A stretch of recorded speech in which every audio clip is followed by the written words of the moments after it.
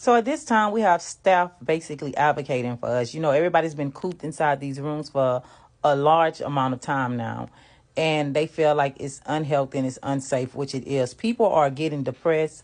We're going by these rooms and they're asking us, can we please go find psychology or get somebody to come over and talk to them? So they're about to start resuming to modified operations at this time. They want to do a massive camp room move, which would entail them basically moving every single work detail into a room or two together. And so they proceed on doing this. They need essential workers on one side, which is East Trinity, where I'm living at this time. So it's about 15 rooms of kitchen workers they put together. All these kitchen workers are not going to be going to work, but they still want to be safe and just put them together. They're saying, like, if one room goes down, then they'll use the next room. So everything is completely going by an idea at this time. Staff is basically asking us if we have any ideas to please bring them to them, because they need all the help they can get.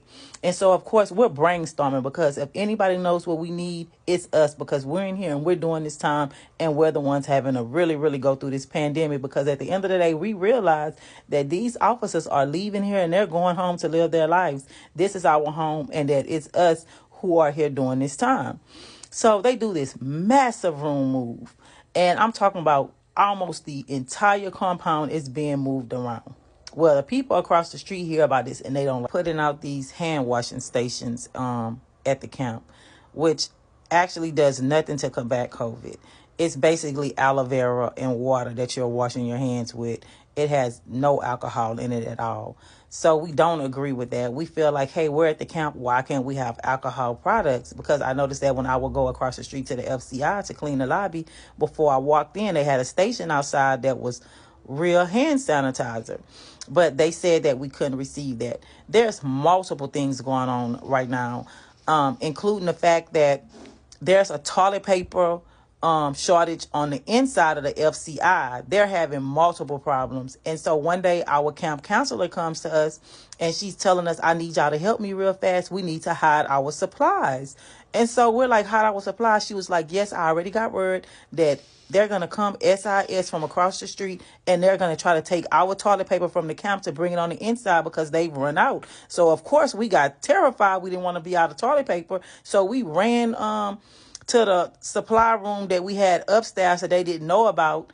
And we started unlocking that, moving stuff around, and going into our official supply rooms, taking boxes and boxes of toilet tissue, boxes and boxes of pads, tampons, soap, anything that we had at the camp that we needed so that we could be secure, we hid it. And so when they came over that next day, they went in when our camp counselor wasn't there, and they started looking for these supplies. They were on an easy go cart. They was ready to stack it up to bring it on the inside. However, they really didn't get much, and they were asking us, hey, is this all y'all supplies? And we were basically saying, yes, this is all our supplies. This is what we keep, and we don't have anything either. So they left. And so then the news was reporting that across the street, ladies were going without sanitation products as well as toilet tissue. In the midst of all this chaos that's going on, there's an inmate who's incarcerated across the street who was a government contractor.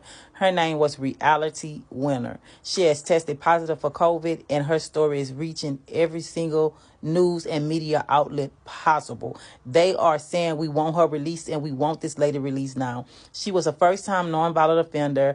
She was doing a 5-year sentence for something as simple as sending off government information to media sources.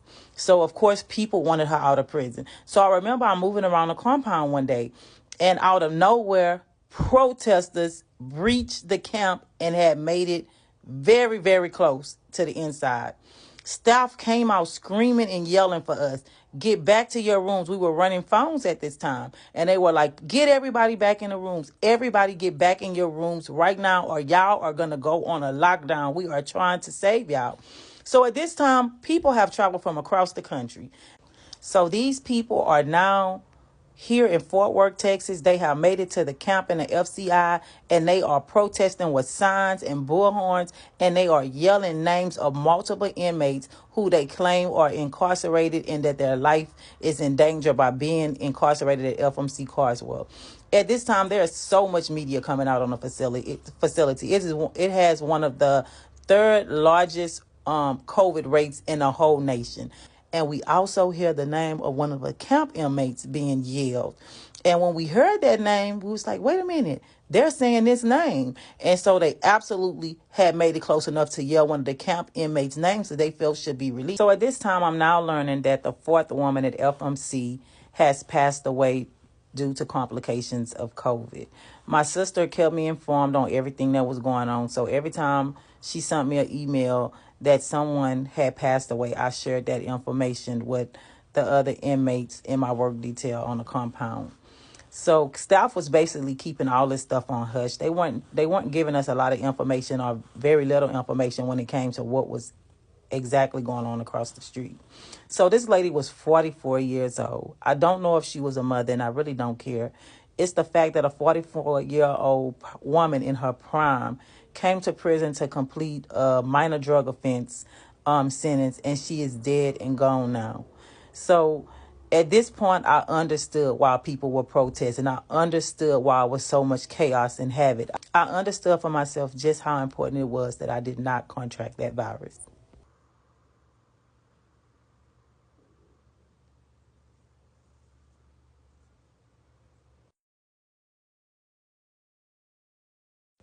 So at this time, they're going around asking us to fill out these release packets.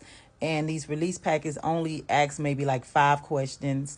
And they basically call your family and ask them if you're able to come to that residence. And they turn this information over to the United States Probation Department in whatever jurisdiction you're going to reside in. So my case manager, she wanted to be ahead of everything.